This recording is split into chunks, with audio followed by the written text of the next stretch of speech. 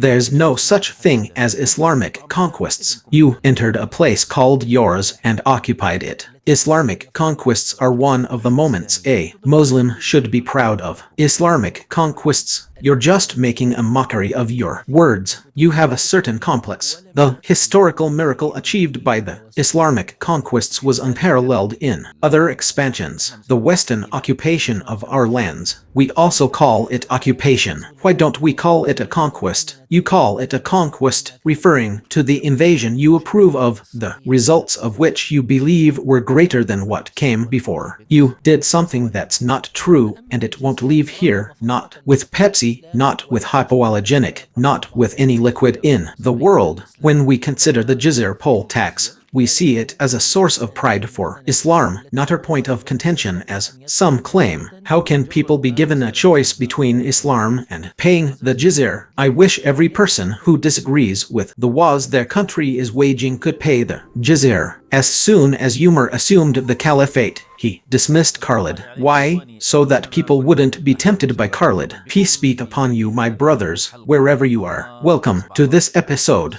number 17, the 17th episode of the 100 Questions in History series, in which we ask and answer pressing questions about our Islamic history so that we may express ourselves as they did and understand. After analyzing and unraveling all the doubts and misconceptions surrounding our history. So, where are we in this series? We are still on the fourth theme, the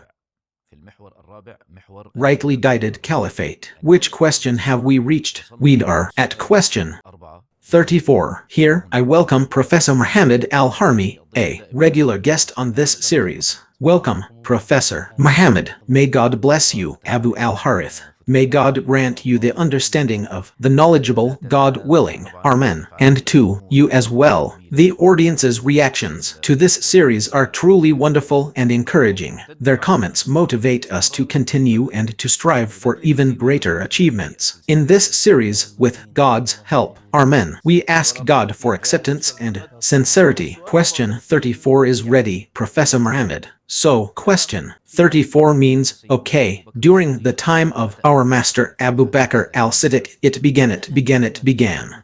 Islamic conquests began, and this nation, the nation of Islam, started to emerge, grow, expand, and spread. This continued during the time of Abu Bakr, and the nation as a whole continued to grow. This raises a question that some people find objectionable when you say Islamic conquests. They say, brother, these aren't Islamic conquests. You keep embellishing your words. What's with this complex? It's called colonialism, occupation, just like everything else in the world. Yes, there's no such thing as Islamic conquests. You entered a place and occupied it. Don't tell me about Islamic conquests. What do you mean by Islamic conquests? Do you understand? This is how the questions get bigger, and all this talk leads to some people, Professor Muhammad, being offended by the idea that there are such things as Islamic conquests. They keep trying to differentiate between them and occupation or colonialism. So, what is the difference between Islamic conquests and occupation or colonialism? And let's also talk about Western occupation.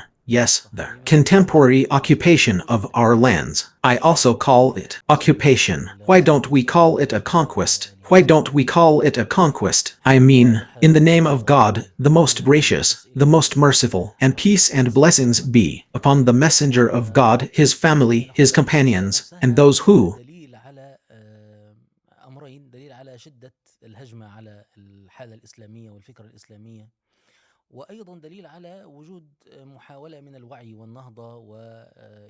follow him. Welcome, Abu Al-Harith. May God bless you. Of course, these are truly important questions. And pay attention. The questions themselves are evidence of two things: evidence of the intensity of the attack on the Islamic State and Islamic thought, and also evidence of an attempt at awareness and revival, and the thirst of the people. You are talking about the reactions. We ask God, the blessed and exalted, to teach us what benefits us and to benefit us with what he has taught us. As for the topic of conquests, this is a topic we touched upon in some previous episodes, but its time has come in the discussion of the rightly guided caliph. Islam expanded, and naturally, one of the most important issues is the conquests. Why weren't these Islamic conquests light? الاحتلالات والتوسعات والغزوات الغربية أو الغربية أو الشرقية أو أي حاجة يعني. آه ماذا أقول؟ أقول لك نبدأ من فكرة الاستثناء. لماذا الفتوحات الإسلامية مش زي Other فتوحات occupations, expansions, and invasions, whether Western, Eastern, or otherwise, let's start with the idea of exception.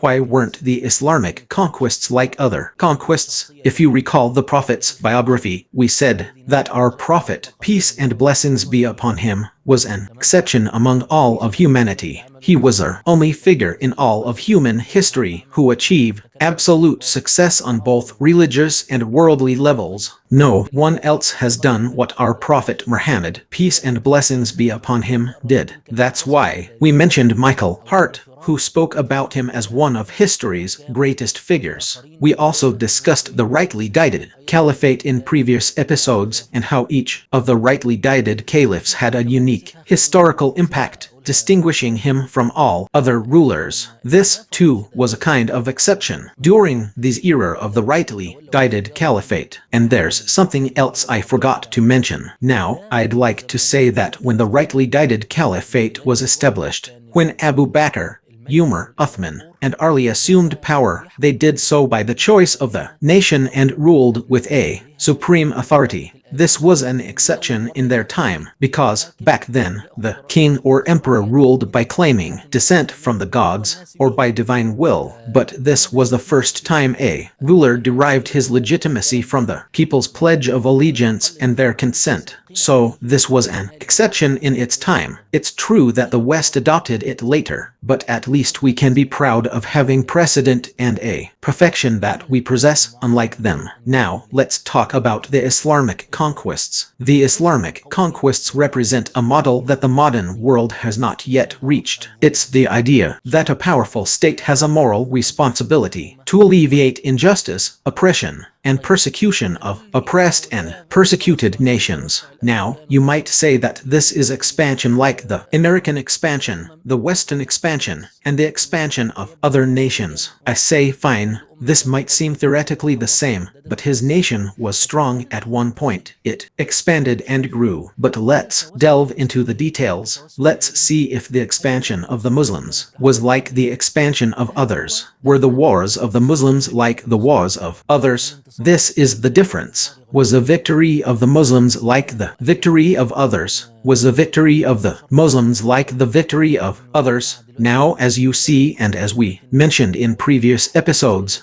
America is currently the strongest country, and NATO is the strongest military alliance. If the Americans had used their power to lift the injustice from all the oppressed, would this have been something reprehensible? No, it would never have been something reprehensible. Rather, you find that they are the ones who oppress, and you find the oppressed peoples calling upon them to implement and apply their laws. They are the ones telling them to implement the United Nations Charters, the Geneva Conventions, and to submit to the decisions issued by the International Court of Justice and the International Criminal Court. Yet, this does not happen. As soon as the International Court of Justice or the International Criminal Court issued an arrest warrant for Netanyahu and Gallant, the Americans came out and said that the court exceeded its jurisdiction, and then they imposed sanctions on some of the judges. So, in the contemporary model, you see how people expect the law they themselves established to be implemented. The idea that a powerful nation has a duty or moral responsibility towards injustice and oppression in the world is something the human conscience accepts, but it hasn't happened yet. The only exception is the Islamic conquests. Let me point out something interesting. Muslims today, if I were to ask our brother Abu al-Harith, who has produced works on history, researched it, and traveled extensively to sites of Islamic civilization. If I asked him to name the flourishing Islamic cities throughout history, I would expect him to mention Cordoba, Baghdad, Shiraz, Fez, Samarkand, Bukhara, Damascus, Cairo, Taiwan, and دمشق القاهرة Grenada. القيروان مش صح غرناطة What do you think? Don't you see that إن كل الدول دي كل المدن we're outside the العربية Arabian Peninsula? Indeed, they were all outside the Arabian Peninsula. Have you ever seen a city under الاحتلال الأمريكي American occupation that was better than New York? Under British occupation, it was better than London, or under French occupation, it was better than Paris. Never. When you look at the civilized regions conquered by Muslims, you'll find that they were all outside the Islamic world. The Muslims carried goodness to the far reaches of the earth. We still have centers of civilization in the east, Samarkand, Bukhara, Nishapur, and Isfahan, and in the west, Cordoba, Seville, and Granada. إشبيليا وغرناطة So, it's 1-0. I say it's 1-0, and mark my words well. Oh, you won't catch up because you're giving an example. The Muslims carried goodness and civilization to these lands, not the other way around. The Muslims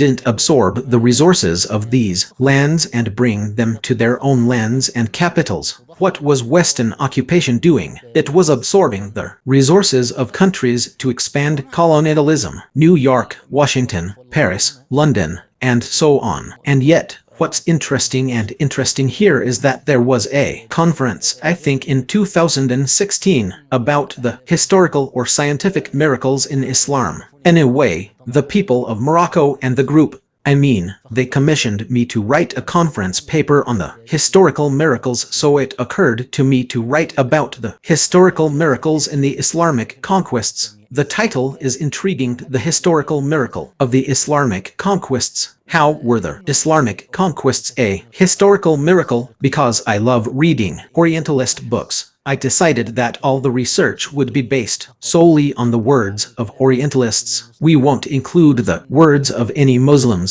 so as not to be accused of bias, and also from Orientalists who didn't convert to Islam, and those who did, and even those who died as non-Muslims, so they don't accuse us of being self-important. Exactly. I found at least 5 aspects of the خمسة وجوه من historical miracle achieved in the تحقق في Islamic conquests, aspects unparalleled in any مثيل في other expansion, and all of this is from the words of the من أقوال الجماعة Orientalists, of course. I'll open the book, and in the name of God, Professor, this is it. This is the book, The Corridors of History. I have compiled some research in it that I believe.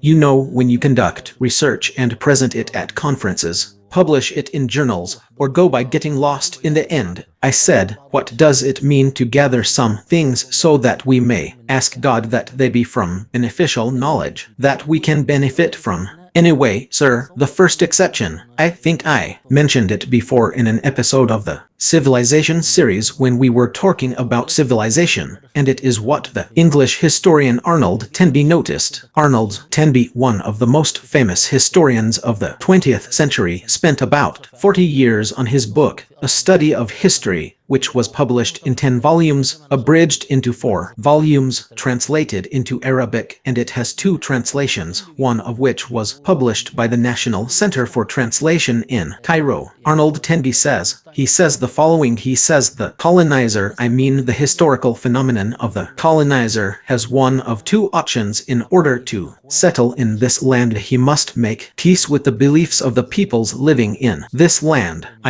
He comes in and tries to do what we do, like someone who says, I am a Muslim and I respect the Prophet Muhammad, making some kind of reconciliation. Or Alexander the Great, for example, when he came to Egypt, he built a temple for the god Amun. The important thing is there is a kind of reconciliation between the colonizer and the existing beliefs in this land. If this reconciliation doesn't happen, the colonizer will leave, whether it takes a long time or a short time. This is the historical phenomenon, says Toynbee. However, there is one exception to this, which is the early Islamic conquests. This is the exception. What people went to conquer, and people entered the religion. They didn't reconcile with the existing beliefs of the peoples. People entered the religion on their own, and the conquest was established. Wow, that's the only exception. I want to know what the statement says. There is an exception to our rule, represented by the early Muslim Arabs. The Arabs were a group of tribes from outside Hellenistic Greek and Roman society. They achieved a high level of success during their migrations, which accompanied the disintegration of that society. This success was achieved despite the fact that the Arabs clung to their original religious heritage instead of adopting Christianity, which is the religion of the people who controlled those who adhered to that religion instead of their adoption of the monophysite Christian faith, which was followed by their subjects in the territories they seized from the Roman Empire, is noteworthy. However, the historical trajectory of the early Muslim Arabs is entirely exceptional, and the history of Islam is a special case that will not override the general findings of our research. This is in Volume 2, pages 248-249 of the National Center for Translation edition. Anyone who wants to review this can do so. Okay, there's a French Orientalist named Jacques Rissler. What did he say? He said that Islam reached this conclusion not because it was the dominant religion, but because it was a conquering religion. He called it that because he used the word conqueror. The conqueror wasn't the dominant one, but rather the conqueror. What does this Jacques Rissler, a Frenchman, say? He has a book called The Civilization of Islam, the Arab Civilization. He says this on page 52. Okay, what does he say? History shows that conquered peoples adopt a new political system more easily than they change their language. You can create a new system, but it's difficult to force people to change their language. And he has proven once again the Greeks and Romans failed in the Levant. No one in the Levant spoke Greek anymore. So what could the peoples subjected to peace have left but Arabic, distinguished by being the language of the conqueror, not the vanquished? Use the word conqueror for the conqueror. Okay, so what are the 5 aspects? The first aspect, sir, is expansion with consolidation of vast conquests and rapid, firmly established conquests. History usually has 2 forms: rapid conquests, which spread and expanded quickly, or slow conquests, but what remains for a long time. The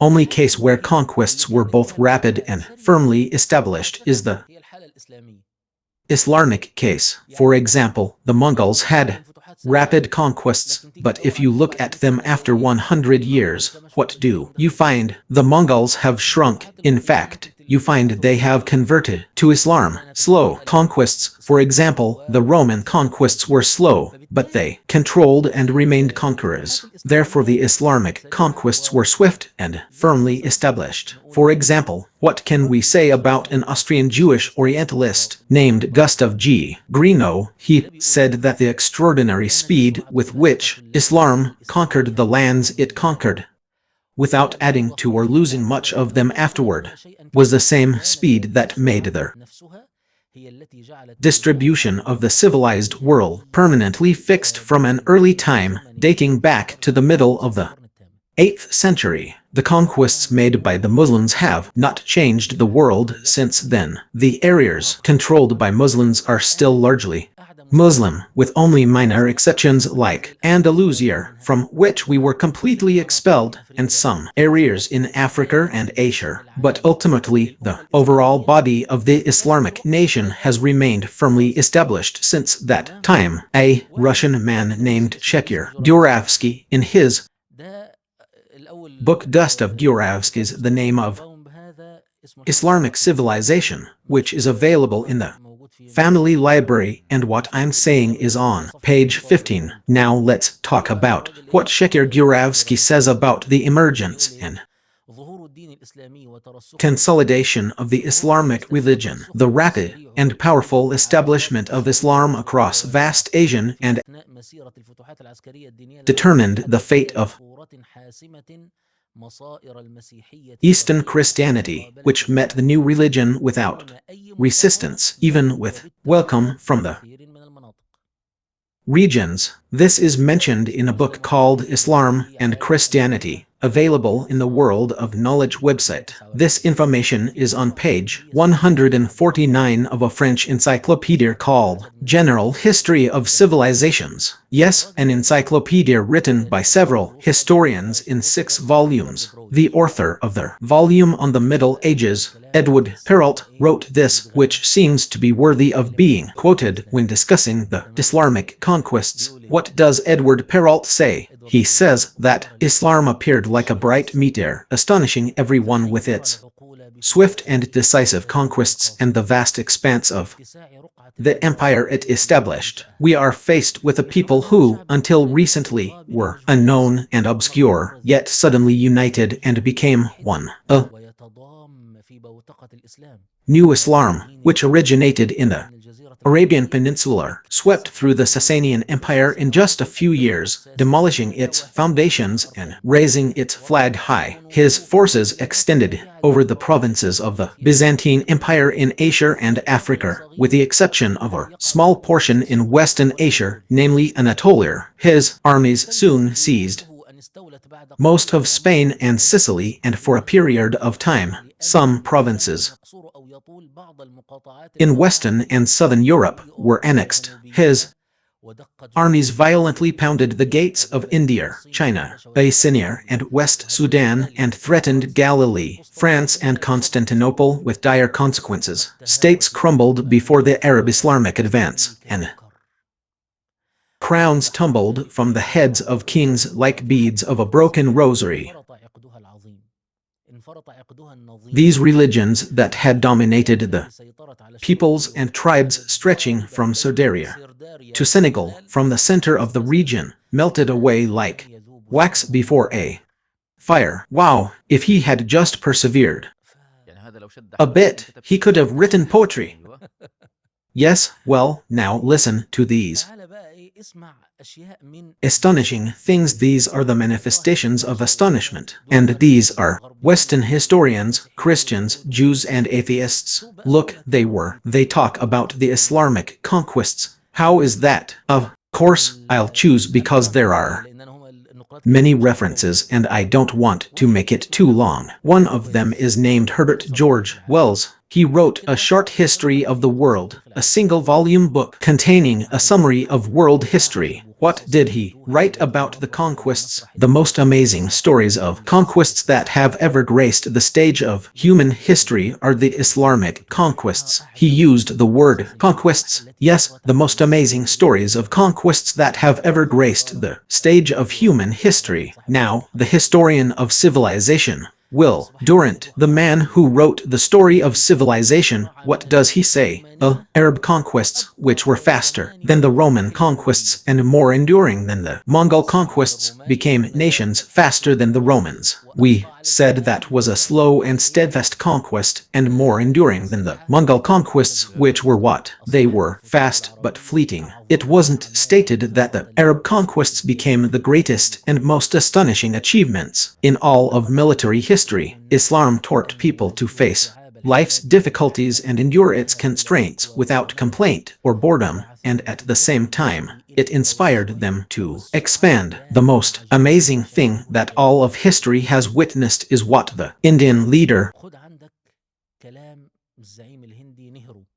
Jawaharlal Nehru, the second leader after Gandhi in India, wrote. Nehru has a book called Glimpses of World History, which he wrote as letters to his daughter. It's a lovely book, by the way. I read it. Language is beautiful, and he was explaining world history to her. Then he went on to explain the history of Islamic civilization. So, what does he say here? He says it's truly astonishing to observe this Arab people who remained forgotten for many generations, far removed from what was happening around them, suddenly awakening and leaping forward with extraordinary energy that amazed the world and turned it upside down. The story of the Arab spread in Asia, Europe, and Africa, and the sophisticated civilization and Arab awakening through the confidence and energy it instilled in its followers. Oh, look at the beautiful words, confidence and energy. You know the philosopher Bertrand Russell, the famous philosopher. He wrote a history of philosophy. The Westerner in this book says on page 181 of the second part what he says, and Muhammad, peace be upon him, died 10 years later, meaning after the Hijra. So the Arab conquests began immediately after his death and proceeded at an extraordinary speed beyond all expectation. One of the historians of philosophy, named Emile Bay, a French historian, wrote a book of 5 or 6 parts on the history of philosophy. He says, and I'm trying to explain it quickly, that no one is unaware of how, in 1 century, starting from 635 AD, the Arabs achieved a lightning-fast dominance. Their advancing forces only stopped at the gates of Poitiers in northern France, which is a few kilometers before Paris, and Turkestan in China. The Arabs brought with them a language and a religion that, from then on, became synonymous with the vastness of the world.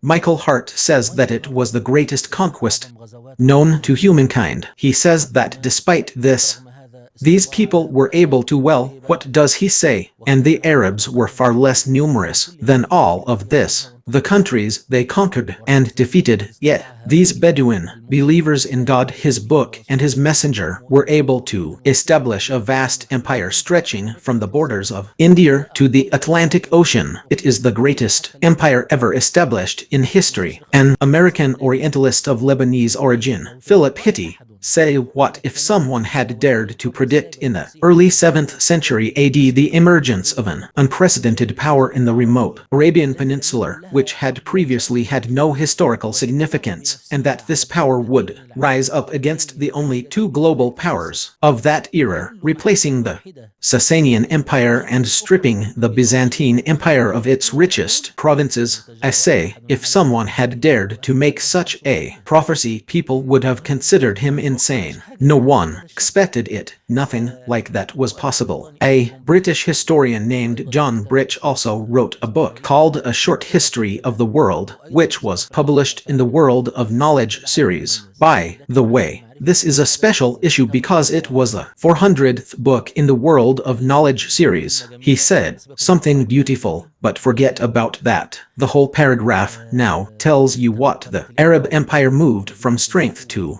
strength, spreading its fires from Mecca in all directions. Muhammad had thrown a blazing spark onto the map. He's talking about speed.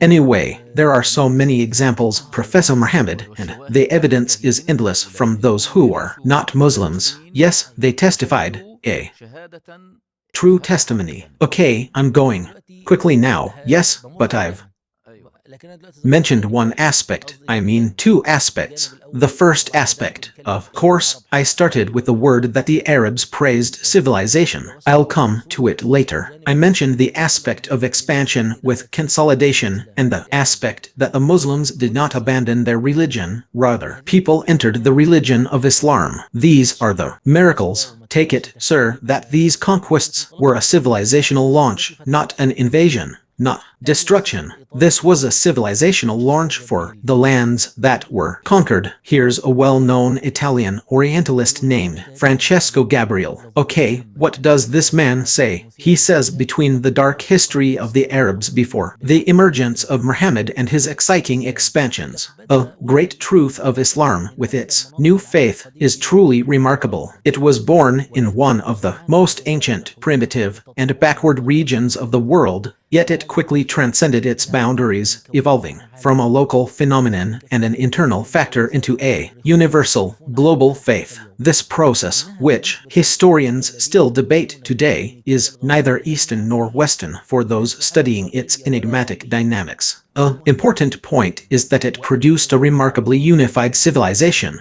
despite the vast differences in the environments and cultural levels in which it flourished. Beautiful, beautiful, absolutely. In a book called The Complete History of the World, published in Dubai, two French Orientalists say,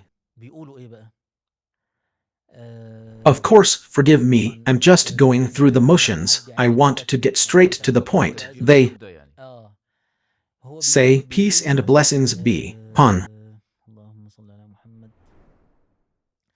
Muhammad." The Arabs had a strong religion and did not want to become like Rome. Rather, they wanted to create a new world. Their work was more enduring. An important point is that the Muslim knights appeared invincible, and they did not bring with them chaos, but a new system. God looked, it's good. Let's stop here. Let's stop here. It's strong. Okay. The question we posed, Professor Muhammad, is about the difference between conquests and occupation and colonialism. Yes, that's right. So, because what's also, look, guys, we didn't tell you what the Orientalists said, and we left it at that. We brought the Orientalists and told you what we said. Professor Muhammad told us at the beginning that the elements of historical miracle in the Islamic conquests, and I found them, are 5. We've mentioned 2 of them, which are what we said. Now, the first is expansion with consolidation. Expansion with consolidation. This happened in Islam, and they brought order and civilization, not chaos. Good, okay. Take the third, which was a conquest intolerance. Yes, we'll take 2, but we won't take anything else. Someone like Thomas Arnold wrote his book, The Preaching of Islam, a book full of tolerance. What does he say? After he mentioned a lot of things, he said from these examples that we presented earlier about the tolerance that the victorious Muslims extended to the Christian Arabs in the 1st century of the Hijra and which continued in successive generations, we can rightfully conclude that these Christian tribes that I embraced Islam of my own free will and choice, Christian Arabs who live among Muslim communities today are a testament to this tolerance. Orientalist Norman Cantor says, "The truth is that Muslims were tolerant of the Christians and Jews they conquered, imposing only the jizya tax and some restrictions on the political rights of those who did not acknowledge Muhammad as the prophet of God. Thus, Muslims did not attempt to force their subjects to convert to Islam. I won't say it in. Okay, the 4th miracle is that the conquered peoples became conquering soldiers in the Muslim army. Wow, they converted willingly, without coercion. Muslims didn't force people, unlike, for example, the British who forcibly converted the peoples of India, Egypt, and Palestine, and the French who did the same. This didn't happen. Therefore, you will find, for example, Tariq ibn Ziyad, the Berber man from Morocco who led the army that conquered Andalusia. A 5th miracle is the conquest through preaching and clear explanation in regions that had never been reached by sword or horse. No army entered it, and there, without going into details here, is a book called The Conquering Islam. by Dr. Hussein Maumis, a famous Egyptian historian and one of the pillars of Andalusian history. Dr. Hussein Maumis dedicated this book to the Islamic lands that were not conquered by armies. He says, listen to this beautiful statement too.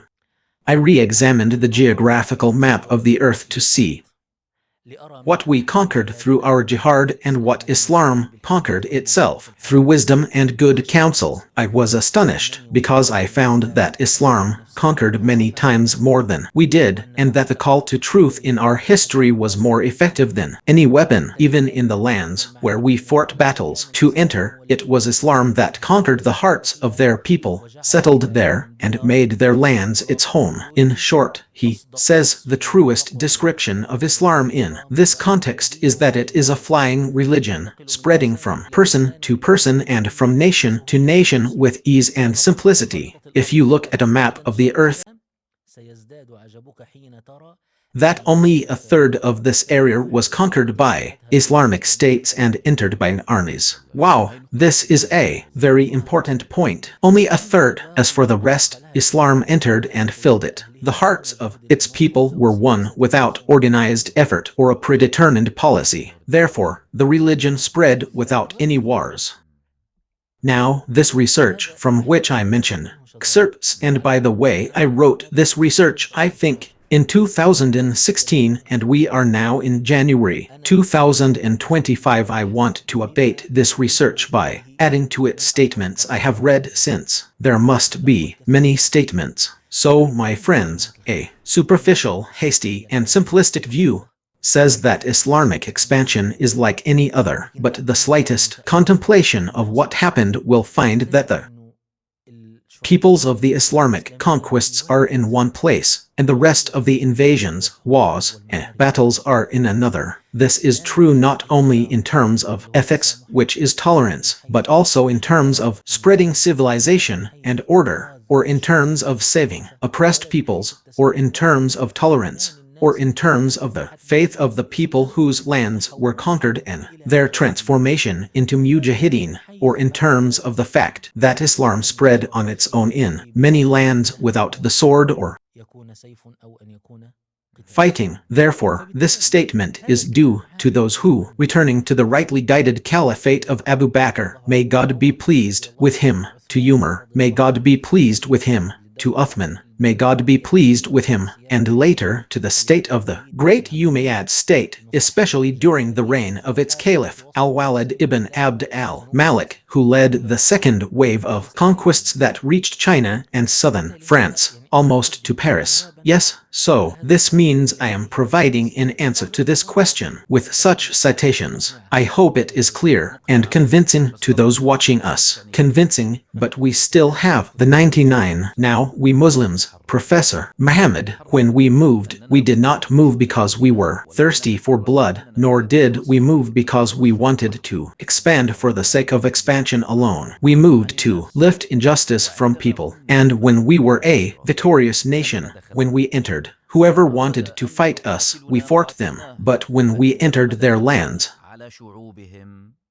we treated them better than before because our goal was to lift injustice. So this is what the Orientalists say. Good, now I'm telling you now. Theoretically, I mean, linguistically, what is the difference between the word conquests and the words occupation and colonialism? So, when you invaded, you kill priests, Jews, Christians, and so on. Other nations, for example, treated them justly. So, you're all called occupation.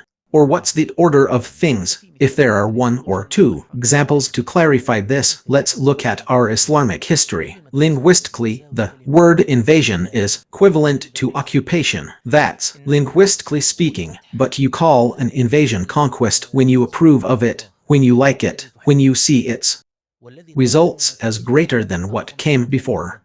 You call a positive development conquest and a negative development occupation, invasion, control, or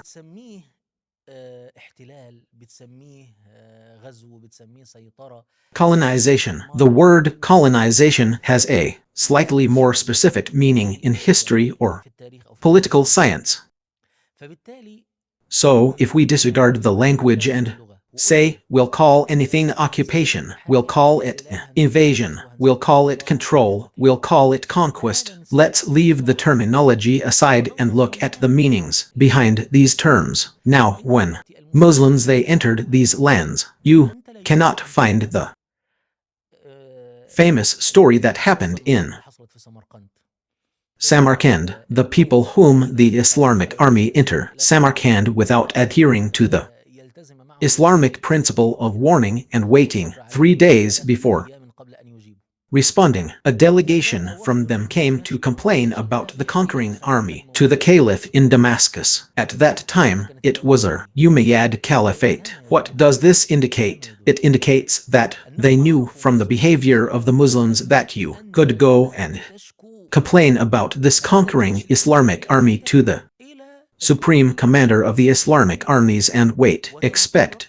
or think in this long and distant might do you justice. And indeed, the caliph refers the matter to the judiciary, and the judiciary issues a decision for the withdrawal of the Islamic army that entered again because it did not well. Have you ever seen anyone from Iraq or Afghanistan try the commander of the American army when it occupied Iraq or Afghanistan? Can anyone now from Gaza or Lebanon go to an Israeli cot to try, for example, Gallant, who was the Secretary of Defense, or before him, Moshe Yaalon, or Sharon, or Barak? Before that, sir, for example, you find that the Muslims went to the Levant, conquered some lands, and then military necessity told them that they could not hold them, so they were forced to withdraw because they feared the Roman army's advance. They paid the jizya tribute back to the people from whom they had taken it because they could no longer defend them or fulfill their duty of protecting them. Oh, Abu Ubaidah and the people of Homs. This is the famous story. It was repeated, but the most famous example is when Abu Ubaidah returned the jizya to the people of Homs. They came out saying, "By God, you are dearer to us than the Romans, and you are closer to us than the Romans." They were Christians, just like each other, but these people followed a different sect. They said, "By God, you are dearer to us and closer to us than the Romans." By God, if they had taken our money, they would never have returned it to us again. So, you are the model that Muslims have written in their history as witnessed by non-Muslims and historians. This is the model that makes the Islamic conquests truly the most extensive operation to save peoples from injustice and oppression. The oppression refers to Amr ibn al-As when he conquered Egypt. When he conquered Egypt, the Orthodox Pope, who was a head of the Egyptian church, was persecuted and in hiding. Amr ibn al-As granted him safety, brought him back, and reinstated him. He had fled from the Romans' oppression and torture. In our time in Egypt, the era before the Islamic conquest, Christians call it the Age of Martyrs because of the large number of martyrs who fell, burned, killed, and tortured. The doctrine is that of the Church, the Orthodox Church in Constantinople. These are many examples. Of course, I've only presented the conclusions, not the stories, to illustrate that there are many stories, and if we were to follow them all, we would never finish. But the Islamic conquests are one of the moments that Muslims should be proud of. Yes, the word conquest suggests that something will replace something else by force and coercion. For example, when nations were victorious, they would at least impose their language on the other mother tongue, while the Muslims did not impose their language. Rather, people entered to learn the language because, in the end, it was true, like what Jack Ressler said just now, is that the Greeks and Romans failed to spread their language in the Levant. Yes, but what happened to the Muslim peoples? They embraced Arabic because it was the language of the conqueror, not the language of the victor. And I smile whenever I remember the story of Samarkand. I mean, how this prophet took a paper, a sealed paper, from the caliph to go to Samarkand. I'm telling you, if I hadn't been afraid that people would disbelieve me, I would have found it. It was a paper that sent massive armies. It was from Samarkand. How? Yes, So imagine the mercy and justice of Islam. That's why it's called an Islamic conquest, not an occupation or colonization. There's a huge difference between them. Read history and you'll be more reassured. Question 35. Professor Mohammed, you mentioned the jizya a little while ago. Yes, I'll ask you about the jizya. Yes, okay. Well, sir, you've been going on for the past 2.5 hours telling us about the mercy and justice of Islam and how it was a conquest and how wonderful it is. May God bless you. But you did something that shouldn't be said here. Pepsi, or with hypoallergenic, or all the liquids in the world, and this was during the reign of Caliph Omar ibn al-Khattab. Specifically, the Islamic conquests expanded, and something called the jizya was imposed on the people. This is one of the issues, of course, Professor Muhammad, that those who like to criticize will seize upon the story of the jizya. They'll say, well, you implemented the jizya, and then, when you hear the word jizya, what do you think? You think it means you have to pay everything you own to the. So, the question they keep asking is, how can people be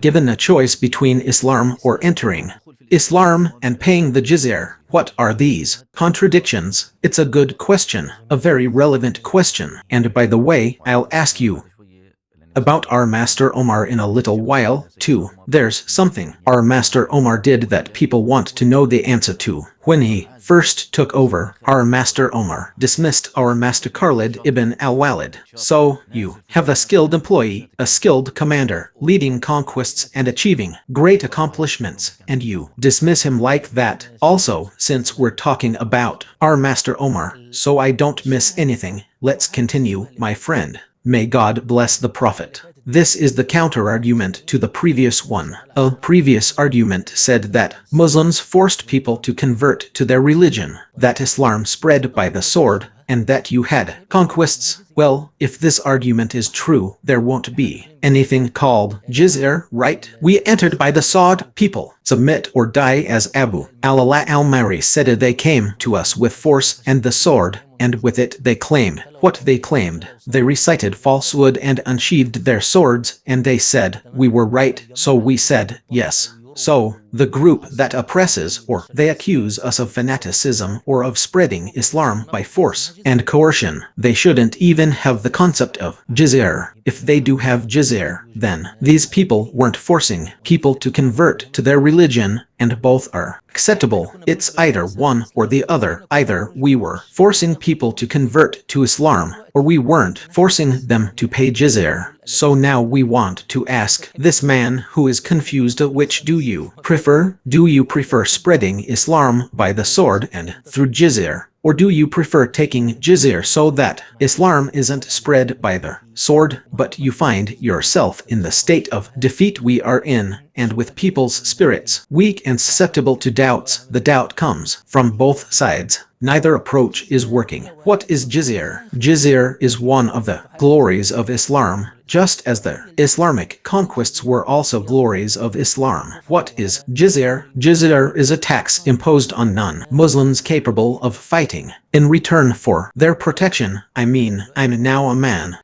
Well, let's take it from a contemporary reality. Now, the Americans who reject the Gaza war and see that Israel is committing war crimes, that it's killing children and women and destroying homes and hospitals, what are they saying? They're saying, I don't agree that the taxes I pay support Israel with weapons to kill women and children. The taxes that this country takes from me, I don't agree that they should be turned into what? Support for Israel. Okay, so if these people don't want to pay taxes, let's say that they were also in a society that conscripts people. America doesn't have conscription. There's a limit to what you can do, or rather, not go into conscription. No, we're talking about a nation-state where people are forced into conscription. It's called mandatory service or national service. Okay, a country that conscripts, you can, for example, people in Russia now will find دلوقتي تلاقي المسلم Muslims. الروسي The Russian goes to his يذهب country to fight ويذهب the مجندا في بلده لحرب Muslim, except أوكرانيا for the Ukrainian who is also ضد conscripted. So, فالمسلم what في is a Muslim doing fighting another Muslim? If we لو احنا say the قلنا Muslim in America who might اللي هو ممكن go يكون and fight in المسلم اللي هو موجود Afghanistan, في or العراق fight in ومقاتل Iraq, or fight in ضد support of the ضد Israeli ضد army, روسيا or the مثلا، Muslim in Russia, انا or the مش Muslim in من Ukraine, حقيقتي then I كمسلم am not convinced by the انا war ما the اعرفش country is حرب waging. فيتنام I am ولا American, اعرفش and I am not convinced by the حرب Vietnam War. I am Russian, and I am not convinced by the war in Ukraine. Isn't the jizya tribute a means of hope, protection, and salvation? I go and pay the jizya in exchange for not participating in a war whose goals and objectives I do not believe in. So, now Muslims are fighting in the cause of God and conquering lands, and they consider this an act of worship to God and see it as spreading Islam and the religion. Well, what about a Christian, a Jew, or a Zoroastrian who doesn't want to sacrifice himself for the sake of spreading Islam or for saving people, ينخرط في الجيش تجنيدا إجباريا or to go and pay the jizya and stay at home? This وهذه jizya is in العبودية exchange for protection الحماية and والدفاع عنه. defense. Which is better? If only nations, I mean, if only يعني every يجب person أن who كل disagrees with a إنسان لا was يقتنع their بالحرب التي state يريد wages قائدها could pay a للمسلمين أن jizya poll يدفع tax and جزية enjoy the لتدفع protection and الحماية والدفاع defense الذي provided يقدمه by the الجيش army without having to لمقاومة participate الذين هم ضد themselves الجهاد. because they الجزية لا disagree. The مفر منها. jizya is one of the glories of Islam, yet الجزية it لا is only تؤخذ taken ممن from the يتفوق strong and بإطلاق capable على of القتال. fighting. It is not يعني لا taken from تؤخذ monks who do not fight, الذين لا nor يقاتلون from women who ولا are not تؤخذ yet من able to الذين fight, nor التي from بقى لا تقاتلن ولا تؤخذ من الأطفال children, nor from the chronically ill, ولا تؤخذ من المرضى الناس اللي nor عندها from مرض the مزمن. elderly. ولا تؤخذ من كبار السن. Yes, the elderly. So, my friends, is this jizya? هل هذه Some الجزية people أو see هذه it as oppression, الجزية while يرى بعض الناس أنها كانت اضطهادا وهي يعني والمسلمون في المقابل ما هم يذهبون Muslims, on يدفعون the other الزكاة hand, pay ويجاهدون zakat arms and fight يعني الآن themselves. You could say, in terms of risks مخاطر and expenditure, حماية that the الإنسان Muslim living موجود in في the البلد Islamic الإسلامية State in أو في parentheses البلد is متضرر more من harmed by النظام the الإسلامي Islamic أكثر system من than غير the المسلم non-Muslim الموجود في living البلد in the Islamic لأن State. المسلم الموجود This في is البلد because بيدفع the الزكاة Muslim living in the ويأخذ Islamic الجزية State pays zakat, يعني which is وفوق 2.5% ذلك higher than the jizya, and يجاهد on top of بنفسه that, fights himself, risking فيتعرض death. للقتل He is ويتعرض للإصابة exposed to injury, لأن but our يستحق friend pays الجزية the وهو مسلم jizya while وإن safe, كان provided قادرا he على is القتال. able to fight. لكن Zakat, الزكاة بيدفعها however, كل is مسلم paid by حتى لو every كان wealthy غني person, حتى لو كان even يملك if they are حتى sick, لو كان orphans, يملك or كل المال elderly. بيدفع Every الزكاة wealthy مش person فقط pays zakat. The المرضى sick, the وكبار elderly, السن children, والأطفال and وأولياء orphans الأمور. are not exempt. Therefore, they فبالتالي attempt to لما portray عندنا the يعني محاولة تصوير jizya as a الجزية large and exorbitant sum, مبلغا and that كبيرا وضخما people يأخذ الناس preferred to من كثرة ثقل الجزية عليهم فضلوا دولة convert to الإسلام Islam because of its heavy وزادوا burden, التاريخ. is a falsification of history. Did the text mention the amount of the jizya? It mentioned a dinar, but in ولكن في reality, حقيقة this was الأمر related to هذا the بيكون متعلق في time and بحسب place, and because there سياق was القرآن وبحسب يعني هي no لم تكن في text in هذا the Quran النص or Sunnah مقتصرة على about it. المسلمين Its فكانت value varied هذه according to the القيمة currency والحقوق available, المتوفرة in في the القرآن place and what was sufficient أكثر for that بجزء من person. هذا But, الشخص لكن in هي all في المجمل cases, كانت it was أكثر من less الزكاة than zakat, because it is لذلك not a هي fixed تعتبر amount, not a مقدار percentage نوع of من wealth. الثروة Yes, يعني ليست نسبة من الثروة نعم. تمام it لم تذكر mentions 2 للرجل dinars for a ديناران man, and for وأقل less من than ذلك that, a دينار dinar or وغيره so. لكن But هذا this is يعني what was هذا mentioned, but it did not لم include all of يكن it. في The كل places الأماكن فهي were كانت يعني determined على by the حسب الوضع currency. ومع However, ذلك this jizya poll هذه tax. الجزية أحيانا Sometimes one of the ولو كانت interesting الاستفادة things mentioned من here الجزية is that, حصلت على when الإسلام people embraced ليست Islam, the تحت treasury's موارد resources الامتياز were مثلا threatened. بيت Now, المال the الزكاة treasury, just as it والزكاة collects للفقراء zakat, والزكاة courage land للجزية tax, and usher tithe, فمثلا also إحدى الدولات في collects عهد عمر بن عبد jizya. For العزيز example, one of the governors during the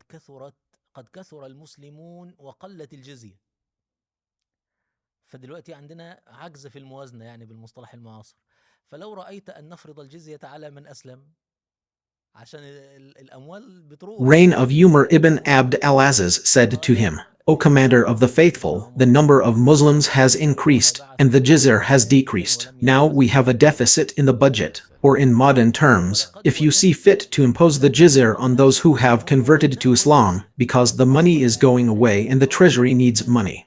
Umar ibn Abd al-Aziz rebuked him and said, God sent Muhammad as a guide, not as a tax collector. I wish that all people would convert to Islam and we wouldn't collect jizya at all, meaning this resource would disappear from the treasury. On the contrary, you would get zakat. So what?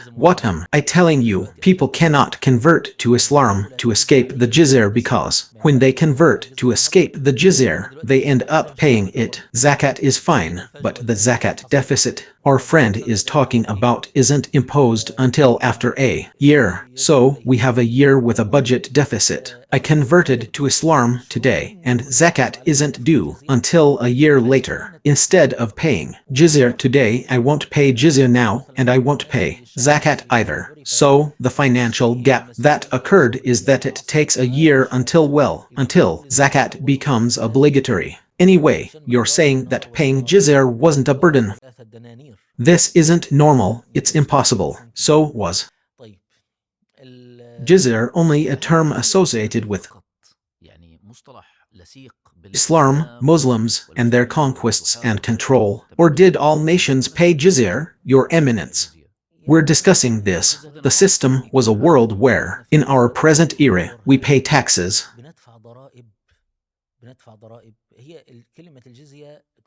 The word jizya is equivalent to the modern term tax. You now pay taxes to the state without questioning how all these taxes are spent.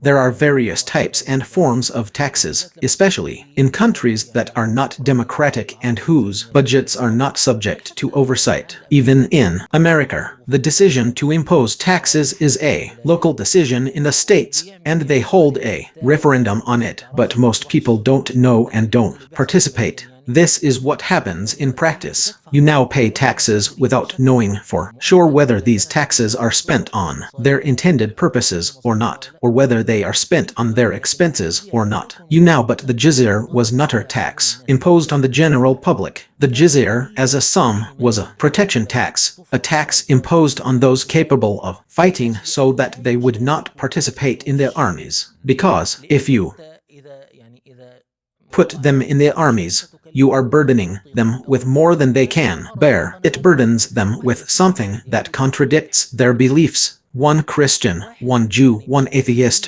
one Zoroastrian, one who doesn't care why to fight a war whose fruits will benefit Islam, its spread, or the strength of Muslims. You're burdening them to defend something or to shed their blood for something they don't believe in at all. This is a kind of mercy and, of course, a kind of security. In any case, during periods of Islamic history, like the Ottoman Empire, for example, when the people of the book, Jews and Christians, wanted to fight in the army, the jizya poll tax was waived for them. The matter was open to legal interpretation by some scholars at certain times. They could defend their lands and fight alongside the Muslims in the army, and the jizya would be waived for them. So, sir, what I imagine, if this matter were presented to the jurists, whoever wants to fight and defend, as long as they are safe, they wouldn't have to pay the jizya. I mean, this is something some scholars actually said and implemented in the Ottoman Empire. It was essentially the reception of Islamic armies at certain times. Historical examples include the people of Constantinople, where the emperor forced everyone, rich and poor, to pay exorbitant sums for the state, its wars, its budgets, and so on. The same was true for the Goths. The injustice was pervasive, emanating from every corner. When the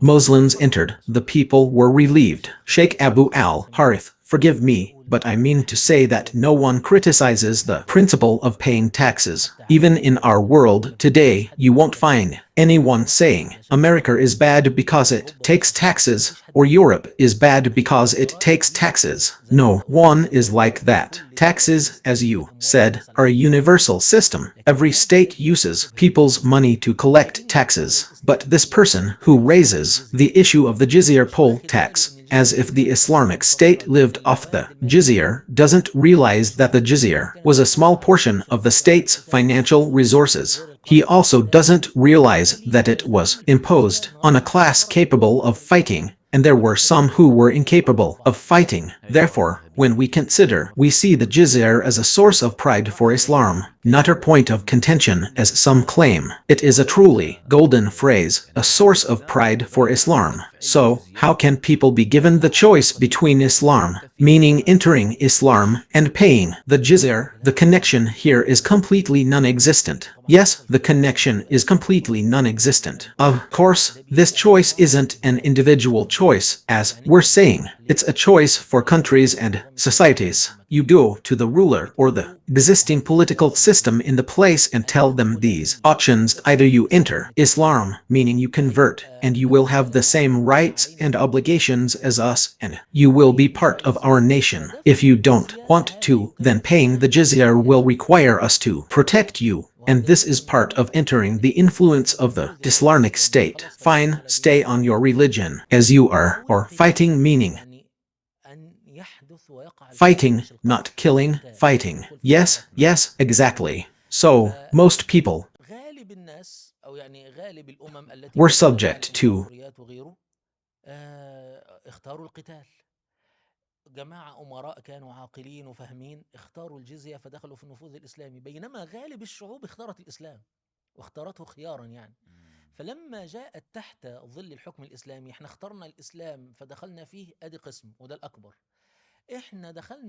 The empire want Islam. These are the nations that pay the jizya, those who are able to fight. Now, since we are on the topic of the caliphate, and I chose this topic, this jizya tribute is clearly relevant to the time of Umar ibn al-Khattab. There's another story, another one, that also needs a quick response. There's a lot of controversy surrounding it. And you know what the person saying makes you feel. It makes you feel like the companions had personal feelings, like there was a personal vendetta, like each one of them had to seek retribution. For example, Khalid ibn al-Walid, there's no question about it, was a man of great stature, a brilliant military leader, not just any ordinary man. As soon as Umar assumed the caliphate, it was almost like one of his first decisions was to dismiss our master Khalid. Why? Right. Oh, I forgot. I remembered something I must mention regarding the jizya. It was that if a person from the people of the book who was obligated to pay the jizya fell into a situation that prevented him from fighting, be it poverty, illness, or old age, he would receive money from the public treasury to support him. For example, when Umar ibn al-Khattab saw a man from the people of the book complaining of need, he asked him, "Don't you have a stipend?" The man replied, "I don't have a stipend." Umar asked, "What compels you to do this?" The man answered, "I don't have the means to pay the jizya." So Umar ordered that this man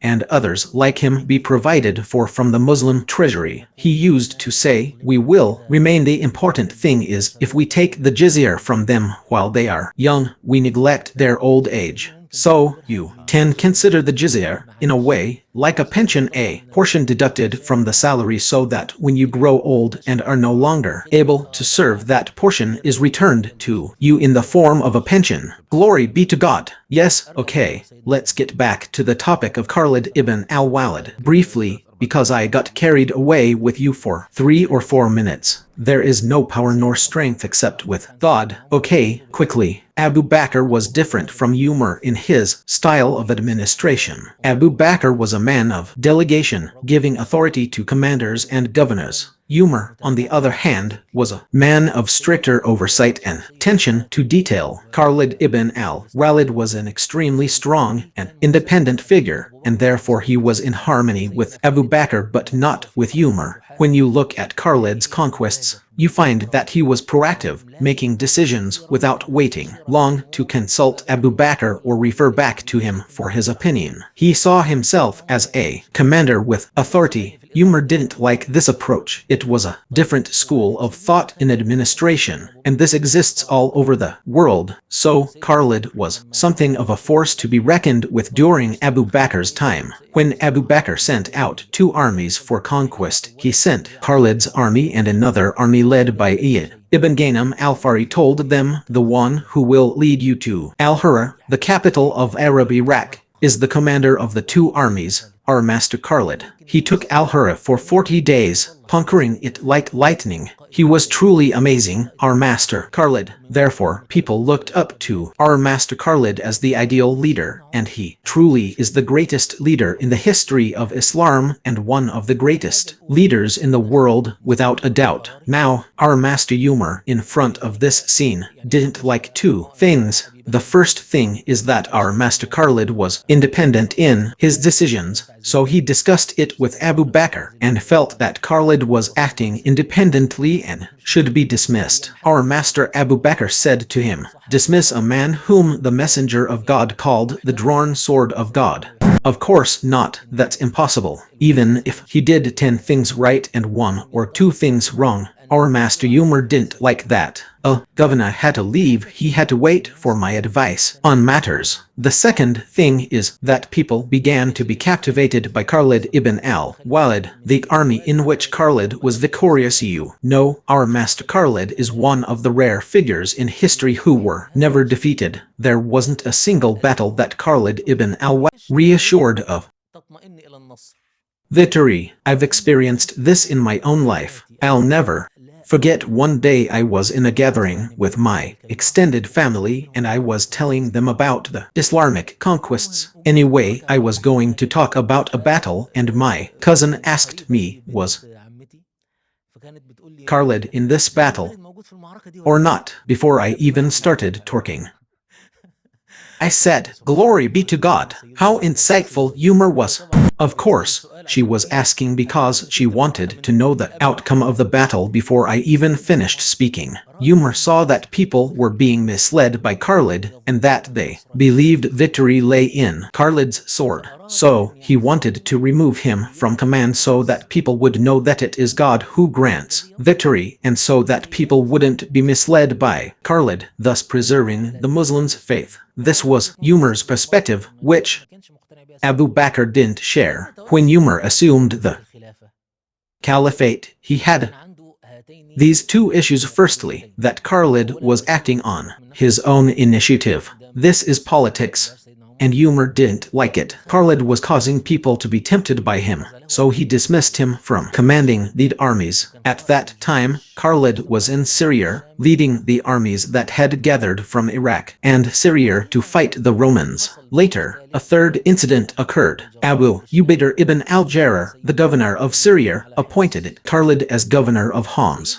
Umar had issued a decree that all financial matters, especially large sums, should be referred to the caliph. Khalid ibn al-Walid gave some money to a man who was trying to win people over, a political tactic, in fact a prominent figure among his people. When Khalid gave him money, he was trying to win them over. Umar learned of this and dismissed Khalid from Homs. This was a disagreement between 2 great figures in these matters. Umar himself announced this reason, saying, "Know that I did not dismiss Khalid because of his anger or treachery. I did not dismiss him because I saw anything bad from him or because he was dishonest with money. But the actions of governors are accountable. The governorship is attributed to the emir, and this approach doesn't align with Khalid's. We don't agree on this matter. As you know, a leader needs a team whose personalities are compatible with his. Abu Bakr was a school of administration. Unlike Umar, Khalid was one of Abu Bakr's men and wasn't suitable for Umar. Of course, Umar's perspective was that he wasn't compatible with Khalid's independence in decision-making, etc. because, ultimately, He was the caliph, and all the information flowed to him. Consequently, a leader might act in a way that harms the state due to a lack of information. There's much more to say on this topic in the schools of administration and its related sciences. So, this is the reason why you were dismissed. Khalid, let me add that this brings us back to the point that the era of the rightly guided caliphs teaches us realism, and that two virtuous individuals can disagree and two virtuous individuals might be unable to work together as a team. This is human nature. A perfect balance in life was only achieved in the person of our Prophet, peace and blessings be upon him. Our Prophet was a one who knew how to put everyone in their proper place, doing the right thing first and then weighing whether someone had erred or not. For example, our Prophet, peace and blessings be upon him, said, "O God, I disavow myself before you of what Khalid did when Khalid erred in the matter of Banu Jazim." Yet he did not dismiss him. Perfect balance was only found in our Prophet, peace and blessings be upon him. After that, personal differences began to emerge between Abu Bakr, Umar, Uthman, and Ali. This improves our understanding of reality. If Khalid was dismissed, it wasn't for personal revenge. Of course not. That's not far-fetched. The noble companions, Professor Muhammad, we stopped at question 35. Yes, the next question is 36, God willing. In the next episode of the 100 Questions in History series, may God reward you and bless you, my brothers. Please share these episodes. May God protect you until we meet again to watch more programs about Islamic history and to learn about its events, wars and battles. All you have to do is follow our YouTube channel, Our History, from the furthest point in the past to the furthest point in the future.